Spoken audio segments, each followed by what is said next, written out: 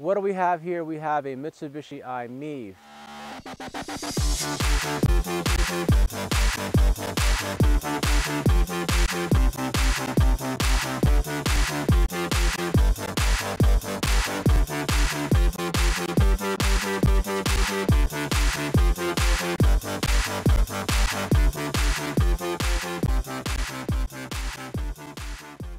To tell you a little bit more about it, it's an all-electric vehicle.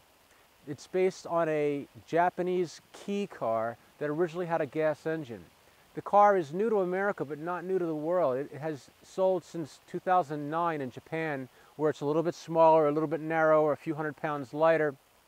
And they've sold thousands of these cars. The reliability record so far has been reportedly fairly good. It uses a 16 kilowatt hour battery. That battery, incidentally, is the same size as the Chevy Volts.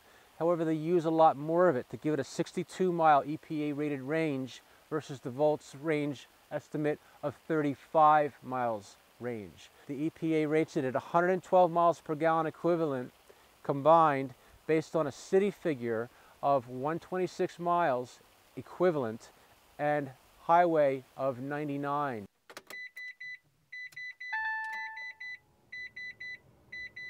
When you get into the i-MiEV, the first thing a consumer will notice is that it's a pretty basic interior, simple plastics on the dashboard, and there's no armrest actually here that you might like to have. The armrest on the door is a little bit off position, so you can put your arm there, but it's not where you'd like it to be. Certainly not a luxurious interior.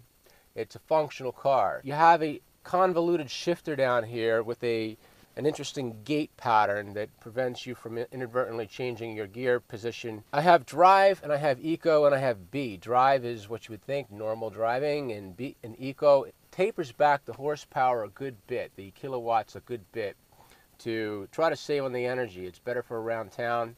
The B mode amplifies the regenerative braking significantly. So when you're on D-cell, it operates normally like drive, but when you're on D-cell, it will significantly add regenerative braking in. You just slow down really fast. It's almost too much on any kind of decline unless you intended to come to a stop. Well, anyway, away we go. You immediately hear a humming sound. You know, George Jetson would feel right at home in a car like this, one would presume.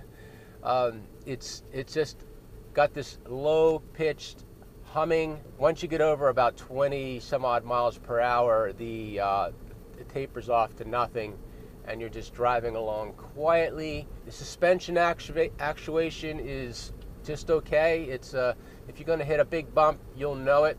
Prizes with this car, it's got traction control, it has ABS, it has airbags. This car is definitely not a golf cart. That said, it did not get as many stars rating in its crash testing as the Chevrolet Volt and the Nissan Leaf did, for example, but it doesn't feel scary. I have a eco gauge and a charge gauge, and it just sort of shows with a red needle where I am in the power band. If I punch it to the floor, the power goes zing to the end, and it tells you you're using maximum amount of electricity. Anytime you let off the accelerator, it goes into a blue charge zone. So it's actually giving back energy instead of using energy. Now, ultimately, this is a net loss system, so you are not ever going to have a perpetual motion machine whereby you can somehow nurse the driving cycle into giving yourself free miles for ad infinitum. But, you know, you can net back a couple miles here and there if you're judicious in how you play with the accelerator and you use the power. Here with this car before, it's obviously a short-range runner. It's for somebody who can get their head around that they're not going to be taking cross-country trips in this car unless they bring along a portable generator towing behind. It's a car for those who just need to go down the road a few miles, several miles, 10 miles, 20 miles, you know, and back. And your orbit is maybe a 25-mile range or less. the main benefit is not only is it cheap to operate, it's also cheap to maintain. It doesn't have a gas engine. It doesn't have a complex multi-gear transmission. It's got a simple single-speed drive line going through a gear reduction gearbox and a simple motor that doesn't need nearly any kind of maintenance that you would have on an internal combustion car.